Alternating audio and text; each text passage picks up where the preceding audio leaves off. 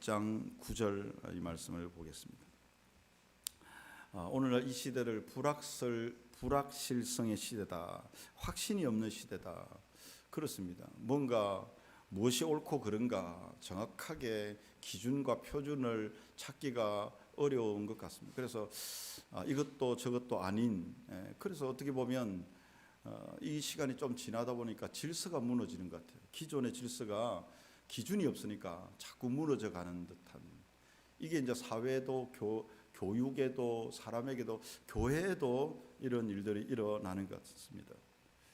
우리도 신앙생활을 하는데 무엇을 믿고 확신하고 있는가, 그 근거가 불확실하면 우리도 모르는 순간에 어느 순간에 무너질 수 있다, 이거죠. 우리가 믿음이 있다고 생각했는데, 우리가 확신한다고 생각했는데, 그 근거가 희미할 때는 어느 순간에 그 기존의 질서들이 있다고 생각했던 것들이 무너질 수 있다라고 하는 겁니다. 그래서 오늘 이 한 절의 말씀을 보면서 우리의 확신의 근거, 열심의 근거를 우리가 보고자 합니다. 말씀을 좀 더 자세히 보면, 너희를 불러 그의 아들 예수 그리스도 우리 주로 더불어 교제케 하시는 하나님은 미쁘시도다. 무슨 말인지 확 와닿지는 않는데, 근데 이게 엄청나게 바울이 썼을 때는 중요한 말씀입니다. 그래서 킴벨 몰간이라고 하는 추석가는 이 말씀을 이제 어디로 연결시켰냐면, 마지막 부분에 있는 고린도전서 15장 58절 말씀과 연결을 시켰어요. 우리 한번 잠깐 찾아보겠습니다. 부활장인데 고린도전서 15장 58절, 우리가 잘 아는 말씀이죠. 앞에 같이 읽어보겠습니다. 시작. 그러므로 내 사랑하는 형제들아, 견실하며 흔들리지 말고 항상 주의 일에 더욱 힘쓰는 자들이 되라. 이는 너희 수고가 주 안에서 헛되지 않은 줄을 알미라. 여기서 그러므로라는 말은 이 앞에 이제 부활장이니까 예수님의 부활을 사건을 이야기하겠죠. 그러니까 예수님의 부활을 믿는 사람은 견실하며 흔들리지 말고 더욱 주의 일에 힘쓰는 자가 되라. 왜냐하면 이는 너희의 수고가 주 안에서 헛되지 않다. 이 땅에서 다가 아니다. 영원한 부활로 인하여서 그 수고가 절대 헛되지 않을 것이다. 이런 말씀입니다. 그런데 이 주석가는 이 말씀의 근거를 좀 더 확장시킬 수 있다는 거죠. 이 그러므로라는 말이 이 고린도전서 1장에서 15장까지 전부의 말과 연결시키고 그 중에서 1장 9절과 연결을 시키는 것입니다. 너희를 불러 그의 아들 예수 그리스도를 우리 주로 더불어 교제케 하시는 하나님은 미쁘시기 때문에, 그러므로 경고하며 흔들리지 마라, 이렇게 말씀하는 것입니다. 그러니까 그 근거를 어디에 두고 있냐면 하나님이 미쁘시기 때문이다. 이 단어에 포커스가 있는 것입니다. 여러분, 미쁘시다는 단어, 이게 어떤 의미일까요? 그러니까 먼저 우리의 믿음과 확신, 견고함과 흔들리지 않음이 우리 자신에게 근거하지 않는다는 겁니다. 내가 흔들리지 말아야지, 내가 견고해야지, 내가 믿습니다, 확신해야지, 이 근거가 자기 자신에게 있지 않고 하나님께 있다라는 겁니다. 여러분, 이 앞에 이제 마창대교를 우리가 건너갑니다. 차를 타고 건너가는데 우리가 아무리 믿음이 좋아도 다리가 부실하면 마창대교는 무너지는 겁니다. 반대로 우리가 아무리 믿음이 없어도 다리가 견고하면 우리는 무사히 통과하는 것입니다. 무슨 말이냐면 그 다리를 통과하느냐, 그 무사히 지나가느냐 지나가지 못하느냐의 근거는 우리 안에 내적인 자기 믿음이 아니라 다리의 견고함이라는 거죠. 다리가 튼튼하면 건너가는 것입니다. 마찬가지로 우리가 견고하고 흔들리지 않고 더욱더 주의 일에 열심하는 자가 된다고 해서 우리가 온전해지는 게 아니라는 것입니다. 이 모든 확신의 근거는 하나님의 미쁘심이다. 그 다리와 같은 것이, 다리의 견고함과 같은 것이 하나님의 미쁘심이다, 이 말인 거죠. 그래서 미쁘다라는 단어는 헬라어로 피스토스인데, 이 피스토스는 제가 자주 쓰는 말입니다. 믿을 만하다, 신실하다, 이런 뜻이죠. 그러니까 영어로 trustworthy 이렇게도 표현이 되어 있습니다. 그러니까 하나님을 믿을 만한 분으로 여겨질 때에 그를 의지하게 되고 기도하게 되는 거죠. 여러분, 기독교의 모든 시작은 하나님이 믿을 만한 분이냐, 비빌 언덕이 되시느냐, 여기로부터 시작이 되는 것입니다. 그래서 여러분, 이것을 우리 개인적으로 적용해 본다면 예수 믿는 사람도 믿을 만한 사람이 되어야 돼요. 여러분, 아멘. 아무도 안 하시네요. 하기 싫단 말이에요. 저도 좀 하기 싫은 건 있습니다. 믿을 만한 사람 되는 건 너무 쉽지 않거든요. 말은 쉬운데 정말 쉽지 않습니다. 그런데 참 신기한 것은 초대교회도 마찬가지고 100년 전 한국교회, 저는 그 시대가 아닌데 우리 장로님이나 모친이나 이 세대들은 야수당이는요 한마디로 보증수포다, 이런 말을 많이 들었더랬어요. 곧 죽어도 예수 믿는 것은, 예수 믿는 사람은 믿을 만하다, 이 한 가지는 명확했다, 이 말이죠.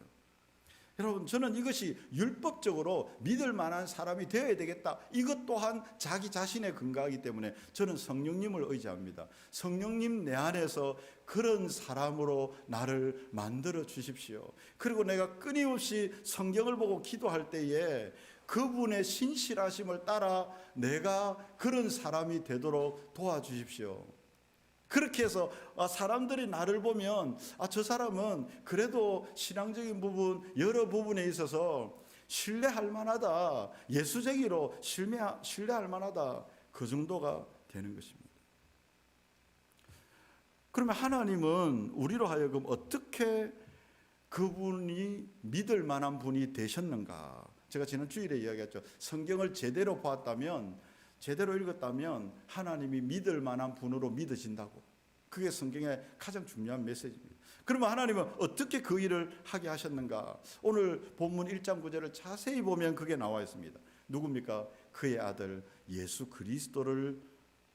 그리스도와 더불어 우리가 교제하게 하셨다, 이렇게 말합니다. 그러니까 교제의 핵심은 예수 그리스도 안에서라는 거죠. 그러니까 내 안에 예수 그리스도가 있고 여러분 안에 예수 그리스도가 있으면 그로부터 교제가 일어나는데, 그 교제가 일어날 때 하나님의 신실하심이 확증된다는 거죠. 그래서 우리는 먼저 우리 안에 그리스도로 충분한가? 이게 엄청나게 중요합니다. 제가 이 말씀을 주면서 고린도서 1장을 계속해서 읽어봤습니다. 1장 1절에서 9절까지 그리스도라는 말이 안 나오는 절이 한 군데도 없어요. 바울의 서신서, 그 서신서에 예수 안에, 주 안에, 그리스도 안에 서라는 말이 안 나오는 부분은 아무것도 사실은 없어요. 그러면 무슨 말이겠습니까? 하나님을 믿을 만한 분으로 가장 명확하게 증거하시는 분이 그리스도라는 말이에요. 그래서 그리스도를 뺀 하나님은 우리 그리스도인들이 믿는 하나님은 아닙니다. 가시라고 하는 막무가내로 많은 사람들이, 모든 사람들이 신이라고 믿는 그 신은 적어도 기독교의 신은 아닙니다. 그리스도가 보여지지, 그리스도를 알지 못하는 하나님은 존재하지 않습니다. 이방신입니다. 그게 우상입니다. 그래서 철저하게 우리는 그리스도 중심적, 왜? 성경이 그걸 말하고 있습니다. 신약성이 전부, 여러분 나중에 집에 가서 1장 1절부터 9절까지 한번 읽어보십시오. 지겹도록 왜 이렇게 반복해서. 근데 그 논리를 보면 전부 다 적합합니다. 그리스도 없이 그 어떤 교제도 불가능하다, 이것을 말해요. 지금 바울이 고린도 교회에 말하는 그 모든 근거는 그리스도에게 있단 말이죠. 그러면 저와 여러분들이 만나게 되는, 제가 장로님과 장윤주 집사님과 우리가 성도님과 희남이가 만난 모든 이유는 그리스도 안에 있다. 여러분 맞습니까? 맞습니다. 그게 아니었으면 우리는 만날 수도 없고 그 안에서 우리의 새로운 생명과 새로운 존재와 새로운 일들을 전혀 할 수 없는 그런 사람. 적어도 세상이 아니라 교회 안에서는, 그리스도 안에서는, 바울과 고린도 교회는 그런 관계였다는 말이죠. 그러면 그 관계를 연결해 준 분이 누구냐면 그리스도 예수라는 이야기를 하고 있는 것입니다. 그래서 만약에 저와 여러분들이 그리스도가 빠지고 교제를 하고 있다라고 하면 이것은 하나의 봉사활동이나 종교활동이 될 수도 있습니다. 여러분, 교제라고 하는 헬라어가 코이노니아입니다.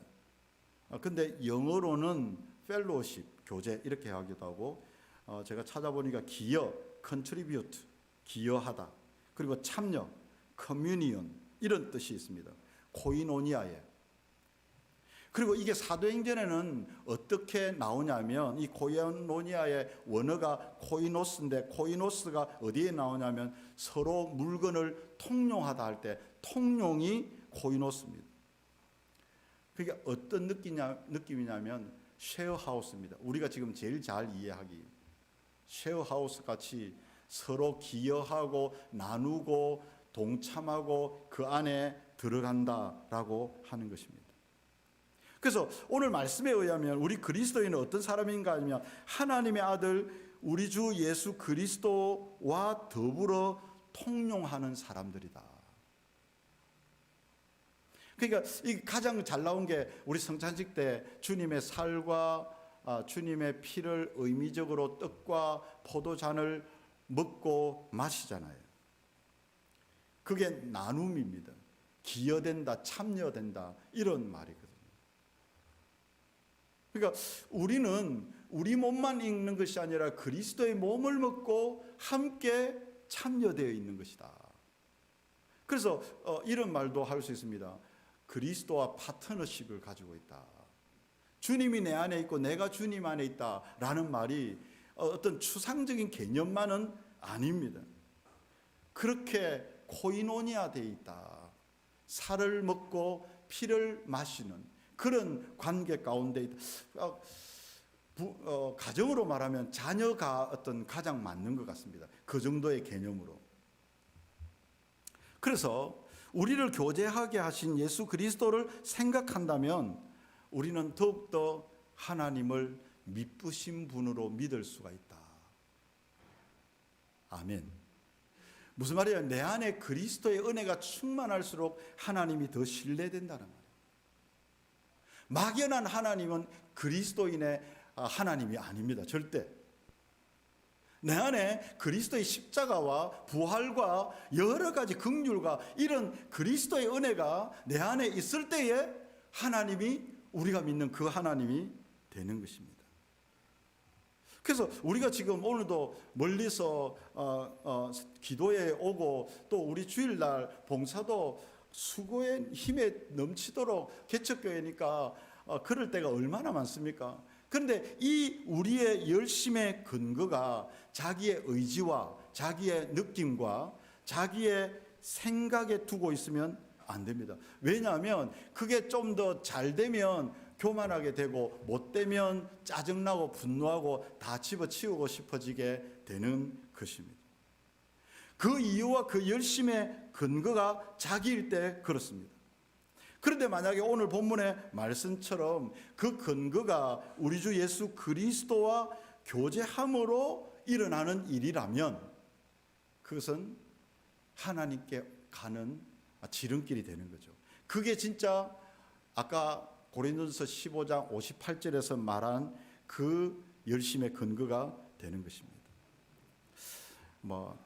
자꾸 말이 복잡해지는데 빨리 마치도록 하겠습니다. 적용을 빨리 해야 되겠습니다. 그러면 이 확신을 가지기 위해서 어떻게 할 것인가? 제가 말씀드린 것은 내가 그리스도와 교제가 있어야 된다. 여러분, 봉사하기 전에, 일하기 전에, 뭘 하기 전에 내가 개인적으로 주님과 교제가 있어야 됩니다. 기도를 합니다. 성경을 읽습니다. 예배를 드리고 나의 삶을 살아갑니다. 그런데 여러분, 그 안에서 그리스도와 교제가 발견되었습니까? 그렇지 않으면 이것은 그냥 봉사활동이 되거나 종교활동이 된다고 제가 말씀을 드렸습니다. 여러분, 우리가 모여서 이야기를 나눕니다. 교회 이야기를 하고 성도들 이야기를 하고 자녀 이야기를 하고 사업 이야기를 하고 직장 이야기를 합니다. 그 모든 대화의 주제들이 있을 겁니다. 그런데 그 안에 예수 그리스도의 스토리가 있느냐는 거죠. 이번 주에 이분과 함께 이런 일들이 있었어. 이런 일이 일어났는데 그리스도 안에서 내가 이렇게 해석이 돼. 이런 이야기가 있느냐는 거죠. 그런 스토리가 내 안에 있어야 돼요. 그래서 목장 모임을 할 때 우리가 나누는데 계속해서 이야기를 하는데 아무리 기다려도 그리스도가 나오지 않는, 입으로 그리스도가 아니고 그냥 예수님과 그 돈이 무슨 연관이 있느냐는 거죠. 예수님과 우리 자녀가 어떤 연관이 있으며 예수님과 지금 내가 기도하는 이 제목과 어떤 연관이 있는가가 묵상이 되는 그 교제가 지금 고린도전서 1장에서 그렇게 수없이 그리스도 안에서라고 말하는 그 말과 연결이 된다는 거예요. 요한일서도에 보면, 요한일서 1장에도 보면 그 이야기입니다. 하나님과 그의 아들 예수 그리스도와 사귐이라 내가 보고 듣고 만진 바가 바로 그것이다. 그러니까 내 안에서 그 교제가 있어야 나눌 교제가 있는 것이에요. 그리스도와 교제된 게 있어야 된다라고 하는 것입니다. 이런 교제를 어떻게 할 수 있겠는가? 그래서 여러분 이제 바라건대 말씀을 읽을 때에 예수님을 발견하는 겁니다. 오늘도 1장 1절에서 9절을 읽는데 예수님을 발견하게 되는 거죠. 모든 하나님을 신뢰하게 되는 그 중심에 그리스도가 있다고 발견하게 되는 겁니다. 그러니까 하나님께 영광이 돌아가는 거죠. 하나님을 더 신뢰하게 되는 거죠. 나와 장로님과의 교제 가운데 예수님이 계시다고 생각되어지니까 이것을 미쁘게 여기시는 하나님이 믿어지는 거죠. 아니었으면 우리는 남이었는데 그리스도로 말미암아 하나가 되었기 때문에 그분은 하나님이 미쁘시기 때문에 이 일을 우리에게 하셨다, 이렇게 말씀하는 것입니다. 죄송합니다. 오늘 설교를 너무 많은 설명을 요하는 걸 선택을 했는데 시간은 벌써 30분이 됐기 때문에 마쳐야 됩니다. 저는 30분에는 무조건 마치기로 생각을. 어쨌든 첫 번째 그리스도 중심적인 교제가 되어야 목장에서나 다른 사람과의 관계에서, 우리 선교사님 오시면 선교사님 사역할 때도 내가 느낀 그리스도가 있어야 사역이 됩니다. 설교를 할 때도 내가 느낀 고린도전서에 느낀 그리스도가 있는데 이게 설명하려니까 너무 복잡해지는 것 같아요. 근데 이걸 말씀을 읽을 때 그리스도가 느껴지면 이것이 나오는 게 설교가 되어야 진짜 교제라, 코이노니아라, 이렇게 말씀드리는 것입니다. 그래서 이번 한 주간 모든 것을 볼 때 예수님이라면 이런 거죠. 성경을 읽을 때도 그리스도가 누군가, 왜 이 말씀이 있는가 보면, 여러분 그렇게 보면 보여요. 보이고 싶은 게 보이잖아요. 돈을 막 받고 보면 또 돈이 보이고, 근데 그리스도의 중심적으로 계속 보면요, 기가 막히게 보여요. 구약도 막 그렇게 보인단 말이에요. 여러분 이럴 때의 은혜가 강같이 몰려옵니다. 하나님의 미쁘심이 막 찬양이 됩니다. 그래서 그것을 권면하고자 합니다.